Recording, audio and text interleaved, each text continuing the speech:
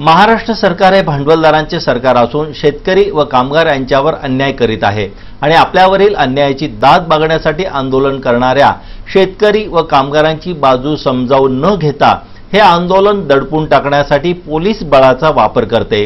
नुकत्याच मावळ येथील आंदोलनात 4 शेतकरी पोलीस गोळीबारात ठार झाले।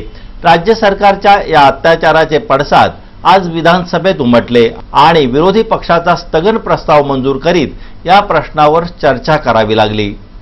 9 ऑगस्ट रोजी मावळ तालुक्यामध्ये पवना प्रकल्पाबाबत आंदोलन करणाऱ्या आंदोलकांवर झालेल्या बेछूट गोळीबाराचे तीव्र पडसाद आज विधिमंडळाच्या दोन्ही सभागृहात उमटले।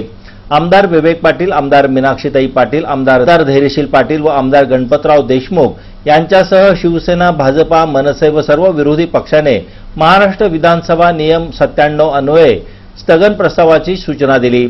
आपल्या स्थगन प्रस्तावामध्ये शेका पक्षाच्या आमदारांनी सांगितले की काल निशस्त्र आंदोलकांवर गोळीबार करून शासनाने 4 शेतकऱ्यांचा जीव घेतला। त्यामुळे आज विधानसभेचे नियोजित कामकाज रद्द करून या महत्त्वाच्या प्रश्नावर चर्चा करावी व शासनाने निवेदन करावे अशी जोरदार मागणी त्यांनी केली। सभागृहाच्या सुरुवातीस विरोधी पक्षाचा आक्रमकपणा पाहून अध्यक्षाने विधानसभेचे काम प्रथम 20 मिनिटांसाठी व नंतर 30 मिनिटांसाठी स्थगित केले, परंतु विरोधी पक्षाचा संताप लक्षात घेत शेवटी अध्यक्षांनी सर्व कामकाज स्थगित केले आणि या महत्त्वाच्या व गंभीर प्रश्नावर चर्चेस सुरुवात केली। बीएमटीसी कामगारांनी न्याय मिळवण्यासाठी अनेक वेळा सिडकोवर मोर्चे काढून निवेदने देऊन मागण्या मान्य व्हाव्यात यासाठी प्रयत्न केले आहेत, परंतु बीएमटीसी कामगारांना आज तागायत न्याय मिळालेला नाही। त्यामुळे मंगळवारी सीबीडी बेलापूर येथील अर्बन हाट पार्किंग येथे बीएमटीसी कामगारांनी धरणे प्रदर्शन केले। यावेळी सर्व राजकीय पक्षांनी बीएमटीसी कामगारांना पाठिंबा दर्शविला। सीबीडी बेलापूर येथील अर्बन हाट पार्किंग स्थळावर बीएमटीसी कामगारांनी आपल्या प्रलंबित मागण्या पूर्ण व्हाव्यात यासाठी धरणे प्रदर्शन केले। यापूर्वी आपल्या मागण्यांसाठी न्याय मिळेल या आशेवर बीएमटीसी कामगारांनी अनेक वेळा सिडकोच्या विरुद्ध आपला विरोध दर्शविला होता, परंतु आजतागायत त्यांना न्याय मिळाला नाही। त्यामुळे बीएमटीसी कामगारांना त्यांच्या हक्काच्या लढाईसाठी सर्व राजकीय पक्षांनी पाठिंबा दर्शविला आहे। यामध्ये शेका पक्ष, काँग्रेस, बीजेपी, शिवसेना व आरपीआय या सर्व राजकीय पक्षातील नेते सामील झाले होते। याप्रसंगी शेकाप जिल्हा चिटणीस पायाराम पाटील यांनी सांगितले की सरकारला बीएमटीसी कामगारांच्या मागण्या पूर्ण कराव्याच लागतील। बीएमटीसी कर्मचाऱ्यांनी आरपारची लढाई यशस्वी व्हावी या उद्देशानेच आपण सामील झालो आहोत। जी ताकद गिरणी कामगारांच्या मोर्चाच्या बरोबर होती तीच ताकद तुमच्या मागे उभी करण्याच्या दृष्टिकोनातून भविष्यामध्ये सारे पक्ष या ठिकाणी कार्यरत राहतील। शेतकरी कामगार पक्षाचा रायगड जिल्हा चिटणीस या नात्यानं मी आपल्याला या ठिकाणी स्पष्ट अभिवचन देतो की आपण ज्या ज्या वेळी आणि ज्या ज्या पद्धतीचं आंदोलन सांगाल, लढा सांगाल किंवा अन्य या संदर्भात मदत सांगाल ती आमची नैतिक जबाबदारी म्हणून आम्ही केल्याशिवाय स्वस्थ बसणार नाही। कारण या संपूर्ण सिडकोच्या प्रशासनाविरुद्ध सुरुवातीपासूनचे जे लढे संघटित झाले त्या साऱ्यांचं केंद्रस्थान शेतकरी कामगार पक्षाचे तत्कालीन नेते दिवा पाटील हे होते। दिवा पाटलांच्या नेतृत्वाखाली 1981 तसेच सर्व राजकीय पक्षांनी त्यांना पाठिंबा दिल्याने त्यांच्या मागण्या सरकारने लवकरात लवकर मान्य कराव्यात असे आवाहन पायाराम पाटील यांनी केले। व्हिडिओकॉन, रिलायन्स अशा साऱ्या मंडळींच्या मागण्या पूर्ण करायची हौस आहे, ती तत्परता आहे। आपण सारे जण अतिशय चिकाटीनं या ठिकाणी लढतायत। याची दखल जशी गिरणी कामगारांच्या लढ्याची दखल शासनाला घ्यावी लागली तशी आपल्या आजच्या या लढ्याची दखल घेऊन आपल्या साऱ्या प्रलंबित मागण्या की सिडकोच्या या परिवहन सेवेच्या कर्मचाऱ्यांचे कष्टाचे पैसे जे प्रॉव्हिडंट फंडचे सिडकोनं कापून ठेवलेले आहेत ते देखील आतापर्यंत देण्याची दानत या प्रशासनानं दाखवलेली नाही। भविष्यात ज्या पद्धतीनं या शासनाच्या या साऱ्या प्रशासनाच्या कारवाया चाललेल्या आहेत कामगारांच्या विरोधात आणि भांडवलदारांसाठी काम करण्याचं या प्रशासनाचं जे धोरण आहे त्या अनुषंगानं साऱ्या जनतेमध्ये जी जागृती आज झालेली आहे। या प्रसंगी कामगार नेते श्याम म्हात्रे यांनी उपस्थित कामगारांना मार्गदर्शन केले। मला सभागृहात जाता येत नाही कारण आम्ही निवडून गेलेले नाही, त्याच्यामुळे आम्हाला बाहेरच गल्लीतनं बघावं लागलं. आणि म्हणून ते गेले आणि कायम म्हणाले की उद्या रक्तरंजित क्रांती आणि आत्मदान होणार आहे, अतिशय भयानक तयार होणार आहे.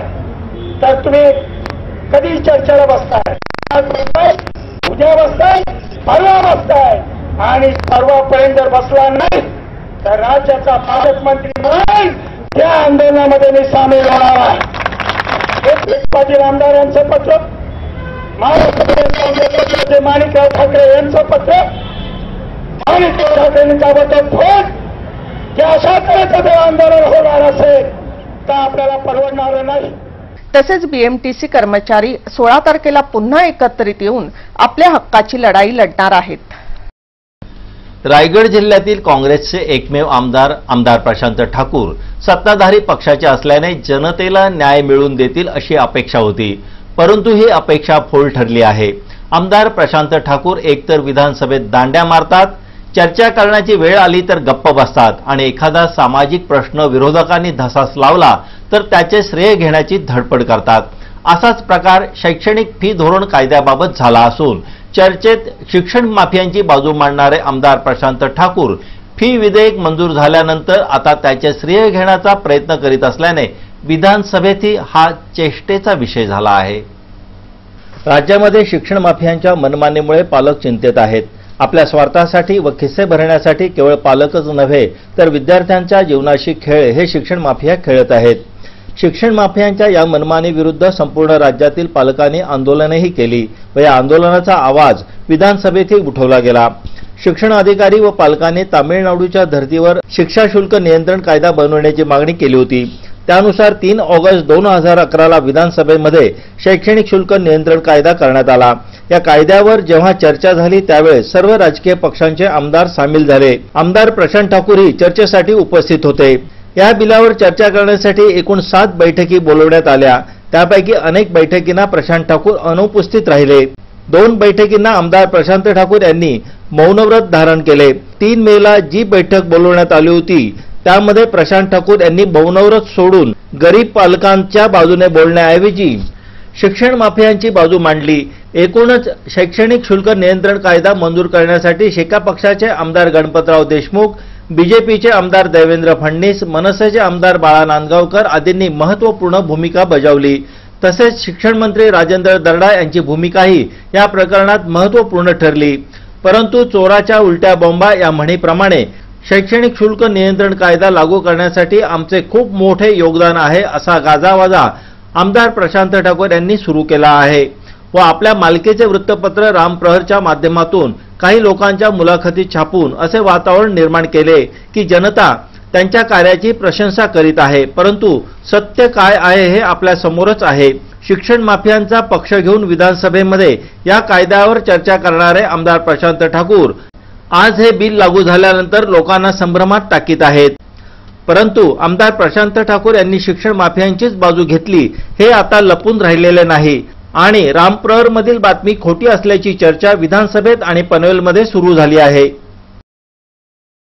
वाशी रेल्वे स्टेशनवर ऑटो रिक्षा चालकांच्या मनमानी कारभाराला कंटाळून नवी मुंबईतील अनेक प्रवाशांनी तक्रारी दाखल केल्या होत्या. त्यानुसार पोलीस विभाग व आरटीओ अधिकाऱ्यांनी ऑटो रिक्षा चालकांबरोबर बैठक घेऊन प्रवाशांना सहकार्य करून आरटीओच्या नियमांचे पालन करण्यास रिक्षा चालकांना सांगितले. वाशी रेल्वे स्टेशनवर ऑटो रिक्षा मोठ्या संख्येने उभ्या असतात. या परिसरात ऑटो रिक्षांच्या लांबच लांब रांगा लागल्या आहेत. त्यामुळे रेल्वे स्टेशनमधून बाहेर पडणाऱ्या प्रवाशांना त्याचा त्रास सहन करावा लागत आहे. तसेच ऑटो चालक मनमानी करून अर्वाच्य भाषेचा वापर करीत असल्याच्या तक्रारी प्रवाशांनी पोलीस विभाग व आरटीओला केल्या होत्या. त्यानुसार पोलीस विभाग व आरटीओ अधिकाऱ्यांनी ऑटो चालकांची एक बैठक बोलावून त्यांच्या समस्या जाणून घेतल्या व आरटीओच्या नियमांचे पालन करण्यास सांगितले. या बैठकीविषयी आमच्या प्रतिनिधींनी आरटीओ अधिकारी माया मोरे यांच्याशी बातचीत करून अधिक माहिती जाणून घेतली. वाशी रेल्वे स्टेशन येथे रिक्षा अवैध पद्धतीने पार्क होतात. नो पार्किंगच्या बोर्डाखाली पार्क होतात. पॅसेंजर्सना कसंही उतरवलं जातं. त्यामुळे वाहतूक समस्या निर्माण होते. ती वाहतूक समस्या निर्माण होऊ नये यासाठी रिक्षा चालकांचे जे पदाधिकारी आहेत त्यांना बोलवलेलं होतं. त्यांना दिलेलं की रिक्षा कशा प्रकारे पॅसेंजरना कुठे उतरवलं जाईल, पॅसेंजरशी तुमची वागणूक चांगली असली पाहिजे आणि वाहतुकी संदर्भात सर्व नियम पाळले पाहिजेत या संदर्भात मीटिंग घेतलेली होती. आणि हे जर नियम पाळले गेले नाहीत तर त्यांच्यावर कारवाई करण्यात येईल या संबंधात चर्चा करून त्यांना सूचना देण्यात आल्या. रेलवे स्टेशन के पास जो पार्किंग है उसमें क्या क्या बदलाव किए जा रहे हैं?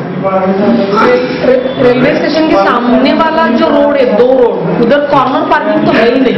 उनको पार्किंग ऑलरेडी राइट साइड में दिया है, सेंटर 1 के राइट साइड में. लेकिन जो रिक्शा का जो स्टैंड है उनको अभी बताया गया है कि जो भी पैसेंजर आएगा उनको रिक्शा स्टैंड में ही उतरेंगे और वहां से पैसेंजर बैठेंगे, लाइन से बैठेंगे, लाइन से आएंगे.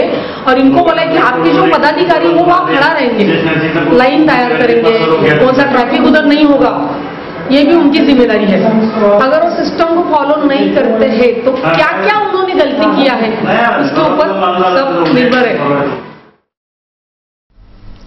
श्रावणात अनेक जण उपवास करून ग्रंथपारायण किंवा श्रवण करून आध्यात्मिक आनंद घेतात, तर अनेक जण श्री साईबाबांच्या शिर्डीला जाऊन श्री साईबाबांच्या मूर्तीचे दर्शन घेऊन समाधान पावतात.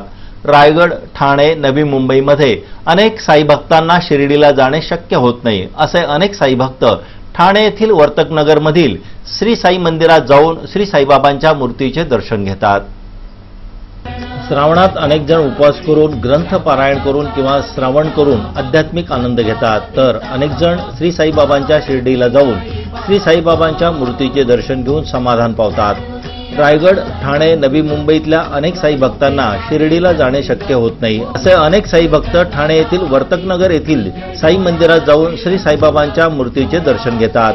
ठाणे येथील वर्तकनगरमधील श्री साईबाबांचे मंदिर हे प्रतिशिर्डी समजले जाते. या मंदिरातही अनेकांना श्री साईबाबांच्या अस्तित्वाची प्रचिती आली आहे. या मंदिरात अनेक भक्त ध्यानस्थ होत श्री साईबाबांचे नामस्मरण करतात. श्रावण महिन्यानिमित्त या मंदिरात भाविकांची प्रचंड गर्दी असते.